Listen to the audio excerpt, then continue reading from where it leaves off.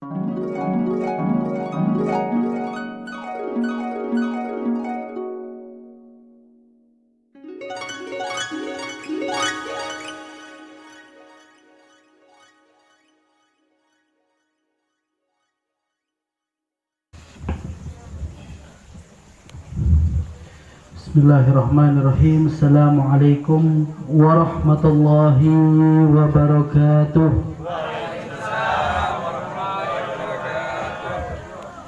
Bismillah walhamdulillah. Ashhadu an la ilaha illallah wahdahu la syarikalah. Wa ashhadu anna sayyidana Muhammadan abduhu wa rasuluhu la nabiyya ba'dah.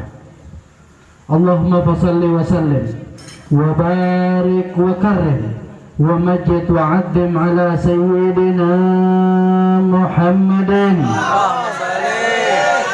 al-fatih lima ughliq wal khatim lima sabaq nasiril haqqi bil haqq wal hadi ila siratikal mustaqim wa ala alihi wa sahbihi haqqa qadrihi wa miqdarihil azim, amma ba'd.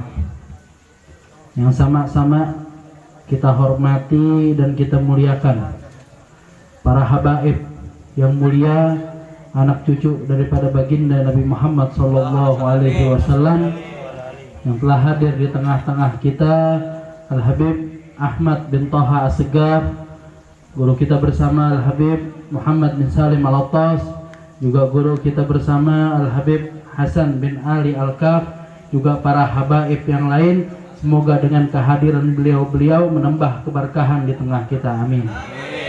Juga yang sama-sama kita hormati dan muliakan guru kita, pimpinan dari anak gaul majlis, Kiai Haji Abdul Kafi Yasin, Encing Kafi. Semoga beliau dan keluarga selalu Allah berikan kebaikan dan keberkahan, amin.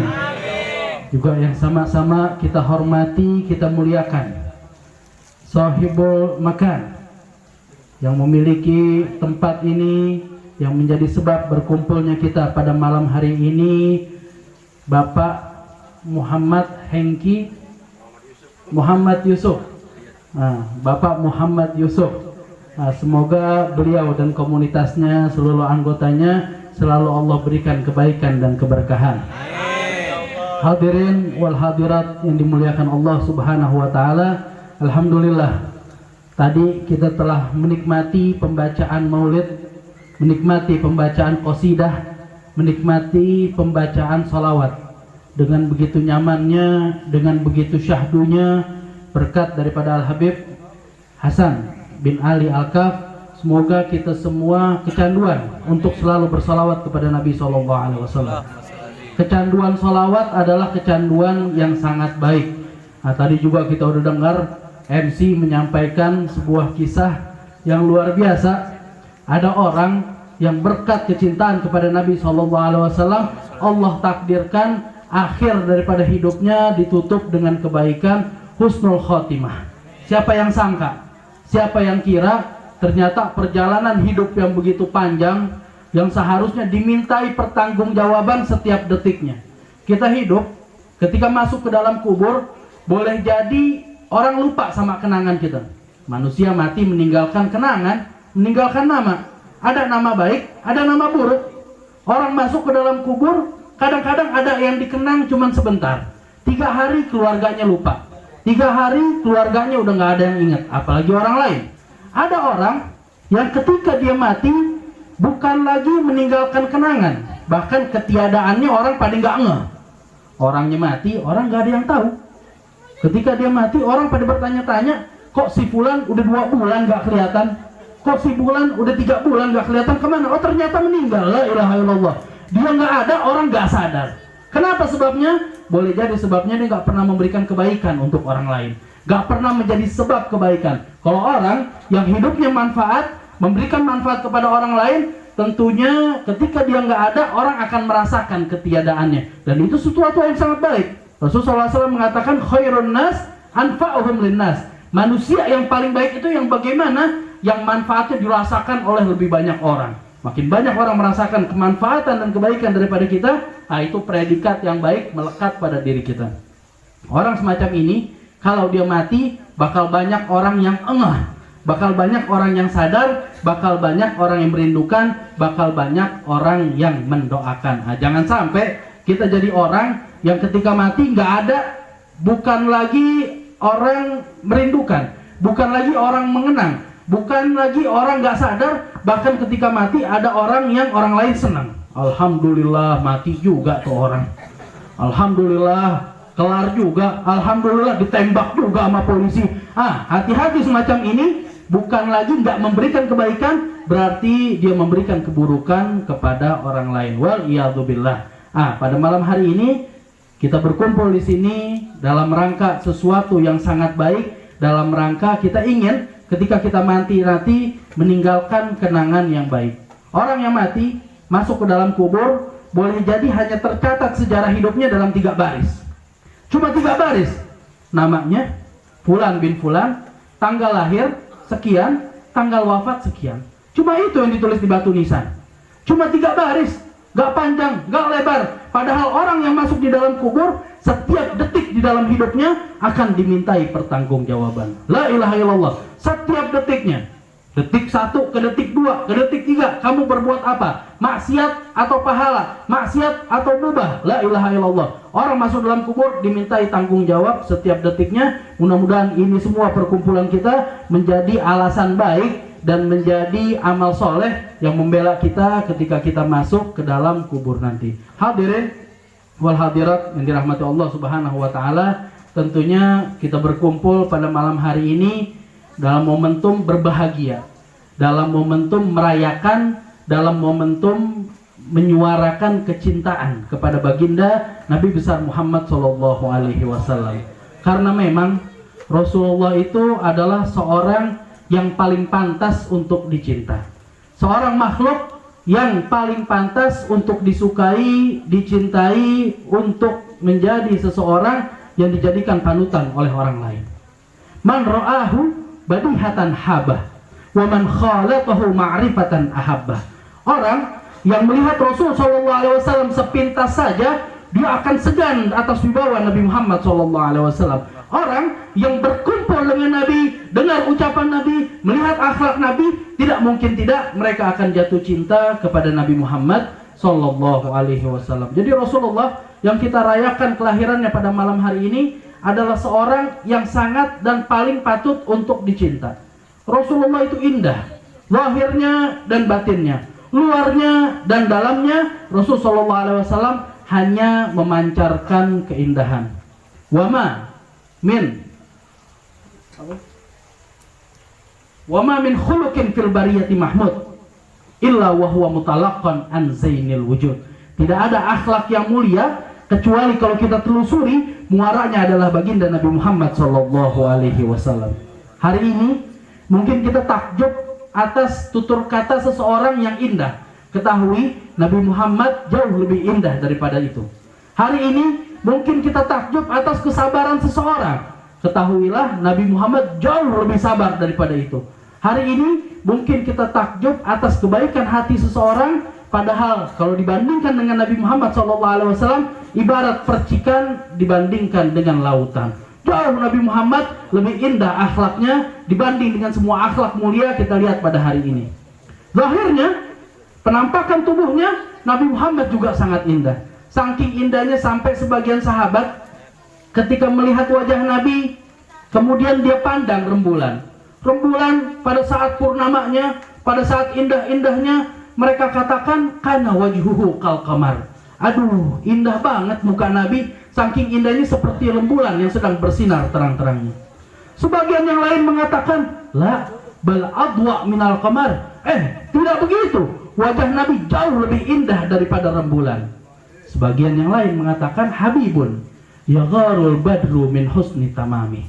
Nabi Muhammad SAW adalah sang kekasih yang bahkan rembulan pun cemburu atas keindahan wajah Nabi Muhammad SAW. Luar biasa.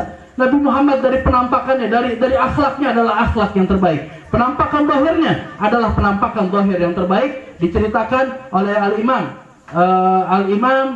Ad-Dibai, Abdurrahman Ad-Dibai, beliau katakan Rasulullah itu alifiyul anfi. Hidungnya seperti alif. Mimiul fami, mulutnya seperti mim. Nuniul hajib, alisnya seperti huruf nun. Ini tidak bisa kita artikan secara bahasa, secara teks, kemudian kita terjemahkan hidung Nabi kayak huruf alif, mulutnya kayak huruf mim, alisnya kayak huruf nun. Bukan begitu cara mengartikannya. Cara mengartikannya ditakwil. Karena memang di antara huruf yang tegak dan sedikit bengkok, yang paling indah adalah huruf alif. Di antara hidung yang tegak dan sedikit bengkok, yang paling indah adalah hidungnya baginda Nabi Muhammad SAW. Di antara huruf yang memiliki lubang, yang paling indah adalah huruf mim. Di antara mulut yang punya lubang, yang paling indah adalah mulutnya Nabi Muhammad SAW. Di antara huruf yang melengkung, yang paling indah lengkungannya adalah huruf nun. Di antara alis yang melengkung, yang paling indah adalah alisnya Nabi Muhammad SAW. La ilaha illallah. Semua keindahan bersumber dan bermuara dari baginda Nabi besar Muhammad SAW. Namun keindahan yang patut dicinta ini, yang patut disayang ini, yang patut dikagumi ini tidak kita kenali. Hari ini kita nggak kenal bagaimana rupanya Nabi SAW, bagaimana akhlaknya Nabi SAW. Kita lupa, kita sibuk dengan hal-hal yang lain, sehingga kita nggak cari tahu tentang Nabi Muhammad SAW. Pantas saja kalau kecintaan kita kepada baginda Nabi itu minim, kecintaan kita kepada baginda Nabi itu sedikit. Kenapa? Kita nggak cari tahu dan kita tidak mau mengenal. Oleh karena itu diadakan perayaan Maulid yang tadi dikatakan oleh Al-Habib Hasan bin Ali Al-Kaf, bahwasanya perayaan Maulid, pembacaan Maulid tidak lain dan tidak bukan adalah pembacaan sejarah Nabi. Pembacaan sejarah Nabi, kalau kita mau bedah, itu kitab Maulid dari awal sampai akhir isinya nggak keluar dari 3. Yang pertama adalah sejarah sirah kehidupan Nabi Muhammad SAW. Yang kedua, salawat kepada Nabi SAW. Yang ketiga, pujian kepada Nabi Muhammad SAW. Nah, makanya saya mau kasih hadiah nih, Bu, ibu senang kalau dikasih hadiah nih. Mau hadiah, Bu? Mau hadiah? Pak? Mau hadiah? Kita kan punya handphone Android nih masing-masing. Nah, itu handphone jangan dipakai selfie aja. Nah, itu handphone jangan dipakai buat stalking mantan aja. Nah, itu handphone Android, download aplikasi Maulid. Download, nah itu hadiahnya. Download masing-masing aplikasi Maulid. Sekarang udah banyak tersebar lebar aplikasi-aplikasi Maulid. Nanti kalau di depan para habaib, para ulama, para kiai membaca kitab Maulid, kita ikutin di belakang. Daripada selfie kanan, selfie kiri, foto kanan, foto kiri, komentarin kue, kadang-kadang ibu-ibu komentarin jilbab temennya. Daripada begitu, ikutin pembacaan Maulid dengan terjemahannya. Apa harapannya? Yang dibaca kitab sejarah, keluar dari majelis Maulid, kita lebih kenal tentang sejarah Nabi Muhammad SAW. Buat apa kenal? Mengenal untuk cinta kepada Nabi SAW. Karena dikatakan kalau nggak kenal, maka nggak sayang. Bagaimana kita bisa sayang kalau kita tidak lebih dulu mengenal baginda Nabi Muhammad SAW? Kenali, baca, cari tahu. Kalau sudah tahu, maka tidak mungkin tidak kita akan jatuh cinta kepada beliau. Diselenggarakan perayaan Maulid semacam ini sebagai rangsangan untuk kita semua agar lebih mau untuk mencari tahu tentang baginda Nabi Muhammad SAW. Gak mungkin enggak, pasti seseorang itu akan jatuh cinta kepada beliau ketika mereka mengenal pribadi Nabi Muhammad SAW. Jangankan manusia, binatang pun mereka jatuh cinta kepada Nabi setelah mereka tahu siapa Nabi Muhammad SAW. Al-Imam Abdurrahman Ad-Dibai, beliau katakan bahwasanya setiap para penggembala mau mengajak untanya merumput pada pagi hari. Kalau pagi, penggembala di kota Madinah itu suka bawa unta keluar ke padang rumput dikasih makan. Mau diajak merumput, penggembala ini mereka bercerita betapa susahnya kami menarik unta untuk keluar dari kota Madinah. La ilaha illallah. Mau diajak makan, mau dikasih rumput, ditarik susah payah, untanya nggak mau keluar dari kota Madinah, berpeluh dengan susah payah, dengan usaha yang berat, baru untanya berhasil dibawa keluar. Selesai merumput pada sore hari, waktunya pulang. Ketika waktunya pulang, aneh bin ajaib, yang tadinya unta ini nggak mau diajak bergerak, ketika masuk waktu kembali ke kota Madinah, ternyata unta ini berlari. Bahkan dikatakan alam taroha, waqad maddat khutaha. wasalat min madamiha sahaib. Tidakkah engkau lihat unta-unta itu ketika kembali ke kota Madinah, dia panjangkan langkah kakinya, buru-buru pengen sampai ke kota Madinah. Wasalat min madamiha sahaib.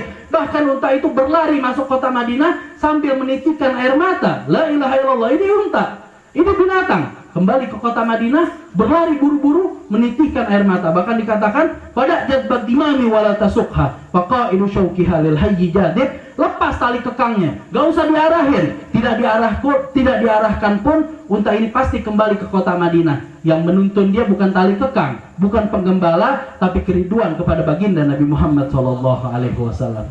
Itu unta.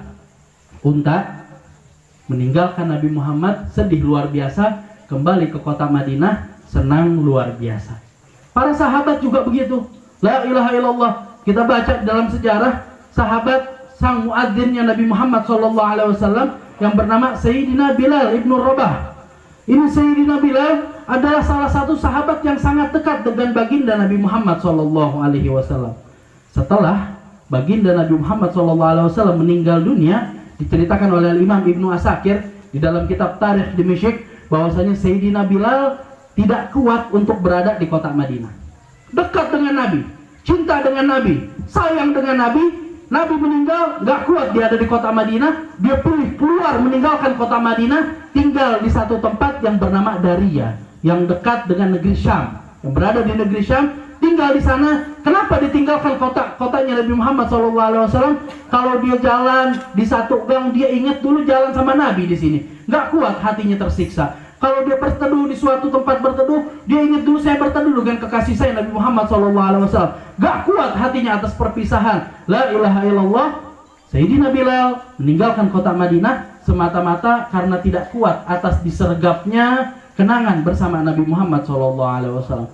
Sampai ketika beliau sudah sakit parah, hampir meninggal, istrinya mengatakan, wah hazanah, aduh kesian Bilal, aduh sedih banget keadaan Bilal, aduh Bilal ini suami saya sedang dalam keadaan sakit. Apa jawaban Sayyidina Bilal? Beliau katakan, wa faraha, aduh alangkah bahagianya saya, alangkah senangnya saya. Kenapa? Gadan liga ahibba Muhammadan wa sahbah, karena besok saya akan bertemu dengan kekasih saya Nabi Muhammad SAW dan para sahabatnya. La ilaha illallah. Para sahabat mengenal siapa Nabi, cinta kepada Nabi, sehingga mereka melakukan sesuatu yang di luar akal sehat kita. Seakan-akan kita bilang, masa sih ada orang yang cinta kepada orang lain sampai sebegitunya. Bahkan dikatakan, diriwayatkan bahwasanya Sayyidina Abdullah bin Mas'ud, beliau seorang sahabat yang tingginya itu tidak terlalu tinggi. Sayyidina Abdullah bin Mas'ud, postur tubuhnya tidak tinggi. Suatu hari Abdullah bin Mas'ud bersama baginda Nabi Muhammad SAW berjalan di lorong kota Madinah. Kebetulan beliau melewati sebuah lorong yang atapnya rendah. Nabi Muhammad dan para sahabat lain adalah para kesatria Quraisy, adalah orang-orang yang posturnya gagah tinggi luar biasa. Lewat di lorong yang atapnya rendah, Nabi Muhammad tundukkan kepala. Kenapa? Karena kalau nggak nunduk, kepala Nabi kepentok. Lewat di situ tundukkan kepala. Selesai, meninggal Nabi Muhammad SAW. Berlalu beberapa waktu, Abdullah bin Mas'ud bersama kawan-kawannya lewat di lorong yang sama. Abdullah bin Mas'ud gak tinggi, dia gak tunduk, kepalanya gak kepentok, karena memang posturnya tidak tinggi. Tapi ketika lewat di lorong itu, Abdullah bin Mas'ud menundukkan kepala. Ketika ditanya oleh sahabatnya, kenapa kau tundukkan kepalamu, hai Abdullah bin Mas'ud? Beliau katakan, karena dulu kekasih saya Nabi Muhammad SAW menundukkan kepalanya ketika lewat di lorong ini. La ilaha illallah. Kenapa bisa sampai diikutin hal-hal semacam itu? Karena beliau cinta kepada Nabi. Kenapa bisa cinta? Karena lebih dulu dia kenal siapa Nabi Muhammad SAW. Bahkan diriwayatkan, kalau Rasulullah itu mengajar di majlis, ini dari akhlaknya Nabi, kalau beliau mengajar di majlis, semua orang yang ada di majlis merasa bahwasanya dirinya adalah orang yang paling disayang oleh Nabi Muhammad SAW.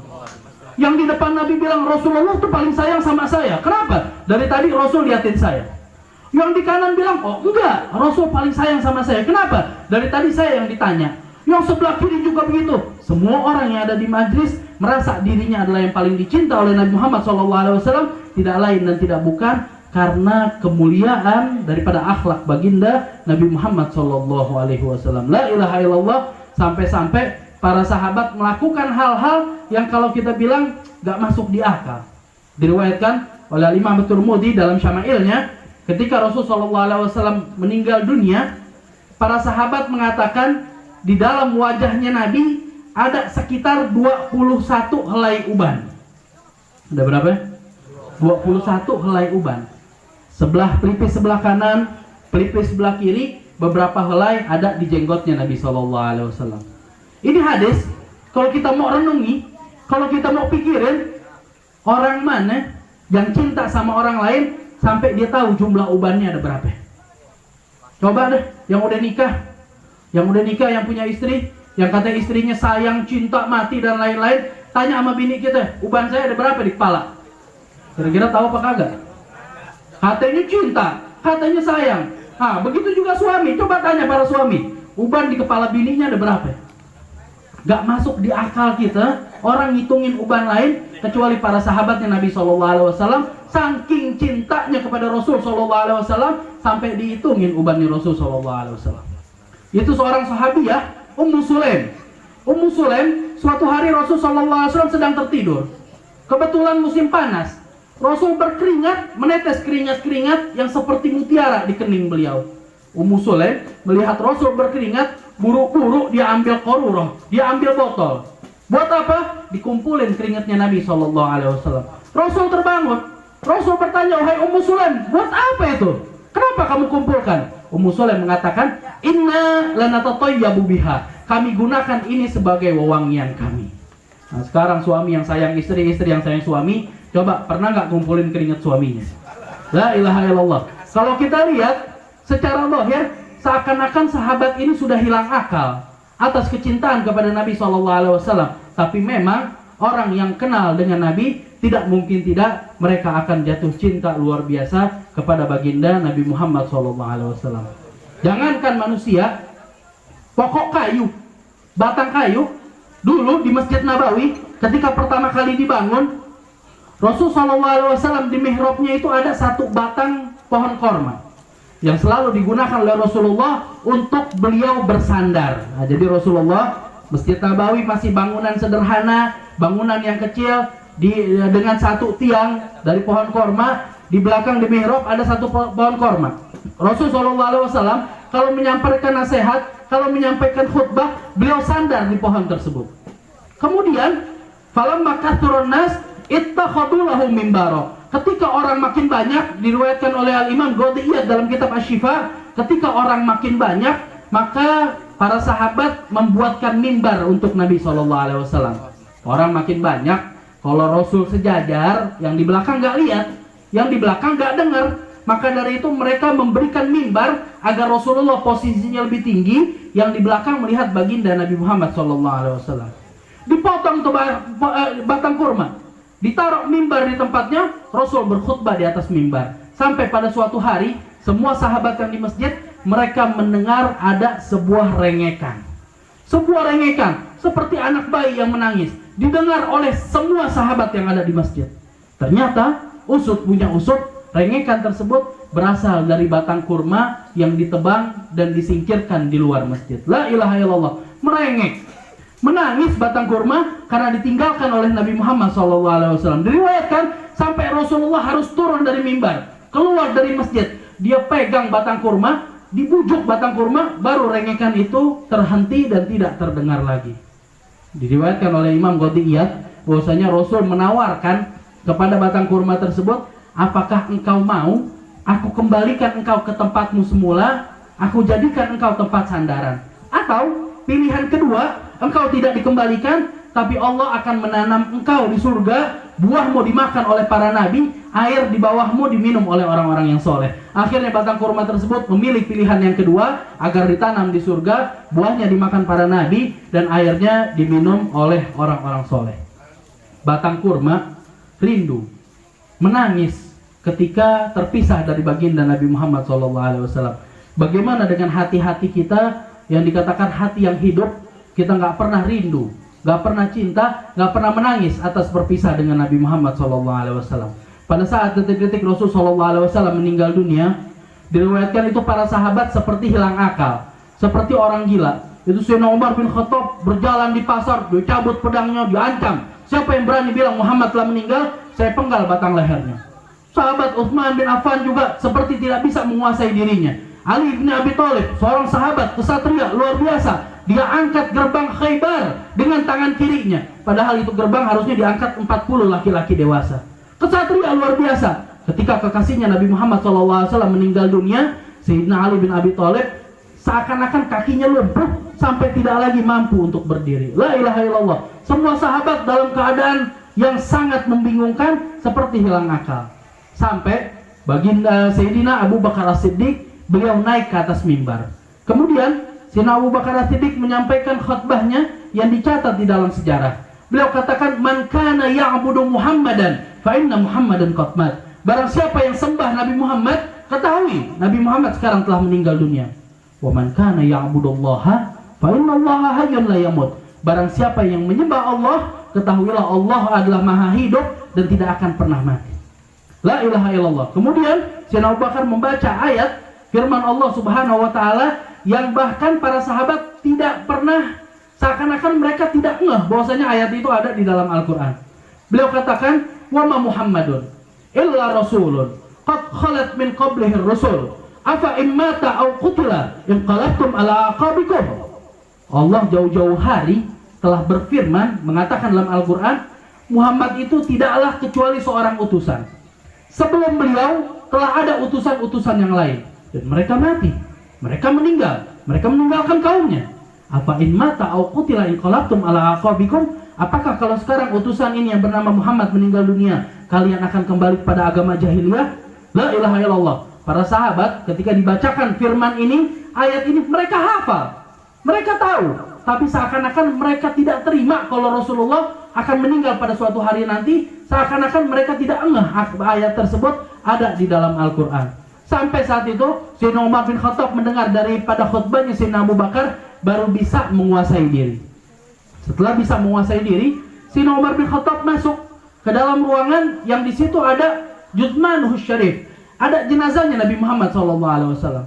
Kemudian Sayyidina Umar mengungkapkan rosa. Rosa adalah ungkapan kesedihan atas ditinggalnya oleh seorang yang sangat dicinta. Sayyidina Umar mengungkapkan sebuah rosa. Beliau katakan, "Laisal buka'u wa in utilu bi muqni'i al-khatbu a'dhamu qimatan min admu'i. Tallahi ma jara az-zamanu wa ma'tada bi ajalla min hadzal musabi wa auja'i. Faqad ar-rasulu fa'adlamat kullu duna wa amma bil husni kullu qalbil muda'i. La zala bil islami fina baqiyan yahdil anama binurihil mutasyasyi'i." Beliau katakan, mau saya nangis sampai habis air mata, berganti darah, tidak akan bisa mewakili kesedihan pada hari ini. Bagaimana tidak? Hari ini Rasulullah telah diambil oleh Allah Subhanahu wa taala dan seluruh dunia seakan-akan telah menjadi gelap. Kesedihan telah memasuki semua hati daripada umat Islam. Tapi, kata Sayyidina Umar di akhir syairnya, beliau katakan, tapi ketika Rasul meninggal, beliau tinggalkan Al-Quran, beliau tinggalkan agama Islam yang masih akan terus memberikan cahaya hidayah bagi orang yang menginginkan petunjuk. Kemudian Sayyidina Umar mengatakan, "Bi abi anta wa ummi ya Rasulullah." Demi ayah dan ibuku ya Rasulullah. Kalau itu batang kurma, ketika engkau tinggalkan dia menangis, kami ini umatmu lebih layak untuk menangisi kepergian engkau. Demi ayah dan ibuku ya Rasulullah, sungguh engkau lebih mulia daripada Musa. Karena Musa harus memukul tongkatnya ke batu, baru keluar mata air. Sedangkan engkau, dari sela jari-jarimu, keluar mata air yang bisa diminum oleh semua pasukan. Demi ayah dan ibuku ya Rasulullah, engkau lebih mulia daripada Sulaiman. Karena Sulaiman harus mengendarai kendaraan yang bernama angin, perjalanan 1 bulan. Wudu'uha syahr, warwahuha syahr. Perjalanan 1 bulan, kembali 1 bulan. Sedangkan engkau harus mengendarai buruk, yang 1 kejap saja engkau telah sampai ke langit yang ke-7. Demi ayah dan ibuku ya Rasulullah. Kalau itu Nabi Nuh diganggu, dizolimi, disakiti oleh kaumnya, setelah itu dia tidak tahan, dia berdoa, "Rabbi la tadar alal ardi minal kafirina dayyara." Setelah diganggu, disiksa, diganggu oleh kaumnya, dia berdoa, ya Allah, jangan tinggalkan satupun daripada orang kafir berada di atas muka bumi ini. Allah kirimkan banjir bandang menyapu habis orang-orang yang kafir kepadanya. Nabi Nuh berdoa semacam itu. Tapi engkau ya Rasulullah, waqad udita wa ukhrijta, engkau diganggu, engkau diusir, dilempari, bahkan sampai gigimu patah, sampai darah mengalir dari pelipismu, tapi engkau tidak lebih hanya berdoa, Rabbi Allahumma hdi qaumi fa innahum la ya'lamun. Ya Allah, kasih mereka hidayah, mereka itu adalah orang-orang yang tidak tahu. La ilaha illallah. Bi abi anta wa ummi ya Rasulullah. Di depan jenazah Nabi Muhammad SAW, Sayyidina Umar masih melanjutkan perkataannya, demi ayah dan ibuku ya Rasulullah. Fa in lam tujalis illa kuf'an lak, ma jalastana. Wa in lam tuwakkil illa kuf'an lak, ma wakkaltana. Wa in lam tatazawwaj illa bi kuf'in lak, ma tatazawwaj alaina. Demi ayah dan ibuku ya Rasulullah, kalau saja engkau tidak mau mewakilkan urusanmu kecuali dengan orang yang derajatnya hampir sama denganmu, kau tidak akan wakilkan urusan kepada kami. Kalau saja engkau tidak mau interaksi kecuali dengan orang-orang yang sederajat denganmu, kau tidak akan interaksi dengan kami. Akan tetapi kau wakilkan kami, kau interaksi dengan kami, kau taruh makananmu di atas tanah, kau naik di atas keledai, itu semua karena kerendahan hati daripada engkau ya Sayyidi ya Rasulullah. Meninggal, dikuburkan baginda Nabi Muhammad SAW. Berlalu bertahun-tahun, berlalu waktu yang lama. Apakah selesai rasa cinta? Lupa? Hilang kenangan? Tidak. Ternyata Sayyidina Umar masih menendam, masih memendam rasa cinta yang begitu besar, namun tidak diungkapkan. Sampai diriwayatkan pada masa khilafahnya, Sayyidina Umar bin Khattab berjalan pada malam hari di jalan-jalan kota Madinah, lewat di rumah-rumah untuk mengontrol bagaimana keadaan masyarakat pada saat itu. Berjalan, sang pemimpin negara, sang pemimpin tertinggi, dia berjalan sendiri tanpa pengawalan untuk melihat bagaimana keadaan rakyat. Sampai di satu rumah, yang rumah itu dihuni oleh seorang wanita tua. Di rumah itu ternyata Sayyidina Umar ketika lewat mendengar wanita ini sedang bermunajat di tengah malam. Di dalam doanya, wanita itu mengatakan, ala Muhammadin salatal abrar, shalla alaihi thayyibun al akhyar, fa ya laita syi'ri wal manaya atwar, anta jema'ni wa habibid dar. Si nenek malam-malam habis sholat dia doa, dia katakan, ya Allah, semoga salawat selalu terlimpah kepada baginda Nabi Muhammad SAW, sebagaimana salawat dari orang-orang yang soleh dan baik.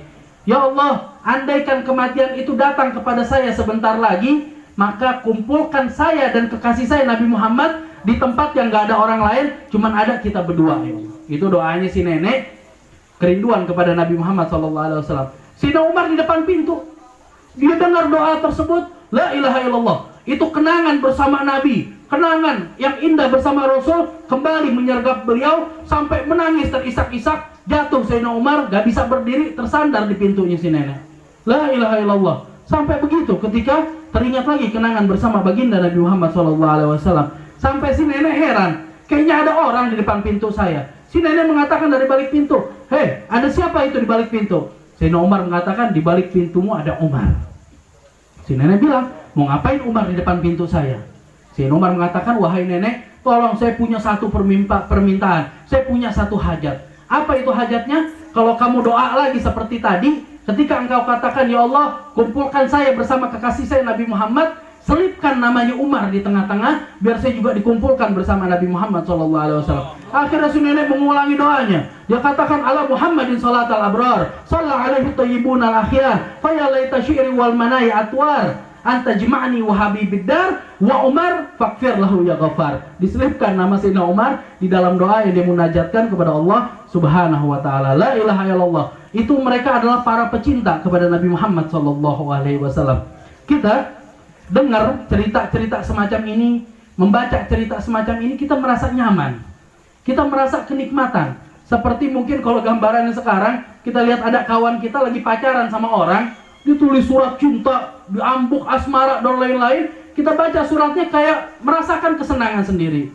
Itu adalah orang-orang yang cinta dengan Nabi. Mereka mengungkapkan cerita-cerita keindahannya bersama Nabi Muhammad SAW. Kita pendengar merasakan kenikmatan. Boleh dibayangkan bagaimana kalau kita merubah diri, tidak lagi menjadi pendengar, tapi kita juga menjadi pecinta kepada Nabi Muhammad SAW. La ilaha illallah. Mudah-mudahan dengan berkat daripada perayaan Maulid ini menjadi rangsangan untuk kita semua, untuk lebih mencari tahu, untuk lebih mengenal, dan untuk lebih mencintai baginda Nabi Muhammad SAW. Itu sedikit yang saya sampaikan, lebih kurangnya saya mohon maaf. Assalamualaikum warahmatullahi wabarakatuh. Waalaikumsalam.